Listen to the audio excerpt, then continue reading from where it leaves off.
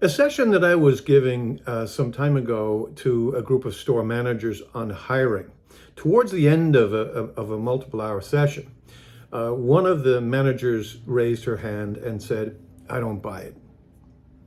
And I said to her, "What is it you don't buy?" And she said, "I don't buy that people don't grow, don't change." And I said to her, "Yes, of course, people change, and it is a fundamental human need to grow. There's no question about that. We learn through a purposeful study with books, with podcasts, we learn at conferences, we bring trainers in, we learn through experiences, both personally and professionally. And I would argue it would be a pretty miserable experience, a pretty miserable existence, rather, if we didn't change. The question becomes, in what ways do we change, and to what degree does that influence or impact on sales, and specifically on salespeople? And so if you think about growth in the context of salespeople, first of all, they can learn product information, right? They can learn as much about the product as they feel they need to do, and perhaps, and far too often, more so than they need to do. They can certainly learn about policies and procedures, right? They can learn about best practices. Hey, we've tried this, didn't work so much. Let's go and do this instead. And they can learn where the guardrails are, and also where the third rails are, which can be quite important. They can learn about language, what language to use and what language they should lose. So, in fact, there's so much that comes from experience that when you add conscious professional development, of course you're going to change. The question becomes, however, can we rewire our inherent traits? In other words, is that stuff, the product information and the processes and the procedures and all of that, does that overcome our inherent traits? And my argument would be absolutely not. It does not.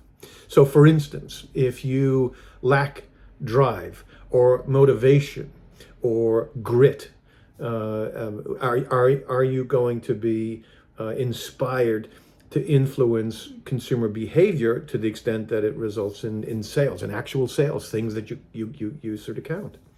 And I would argue that you can't motivate people. People are either motivated or they are not motivated. You can certainly demotivate them by putting bad compensation systems, bad managers, but you can't motivate them. I think that's innate, right? The question becomes, can you teach empathy? So if somebody inherently is not that bothered about what another person thinks, in this context, a customer, and they're not really present, and they're not really listening, and they're not really that interested in understanding the underlying motivations for that customer, can we teach empathy? My argument would be, I can stress it, I can point it out when it becomes patently obvious that it's lacking, but I can't teach it. And then the third one, which is a big one for me, really big one, is resilience.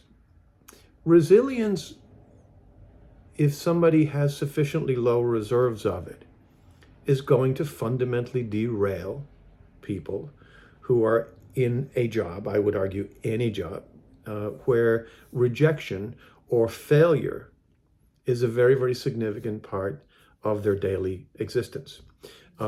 Great salespeople have, great talented salespeople have good reserves of resilience, which doesn't mean they like failure. It doesn't mean they enjoy when a customer says whatever version of no they happen to say, but they don't define themselves by it, right? They get back in the game for the next customer and are fully present with a high level of expectation about what's going to happen. So for those who have sufficiently low reserves of resilience, which impacts on their neurologically, right? So for instance, if you have very low resilience and you continually hear no or perceive that you're getting rejection, it acts a little bit in our brain, a little bit like we're being physically accosted.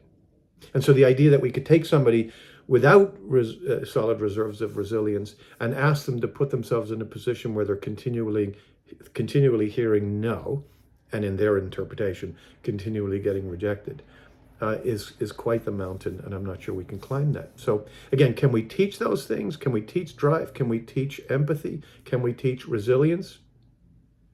Don't bet on it.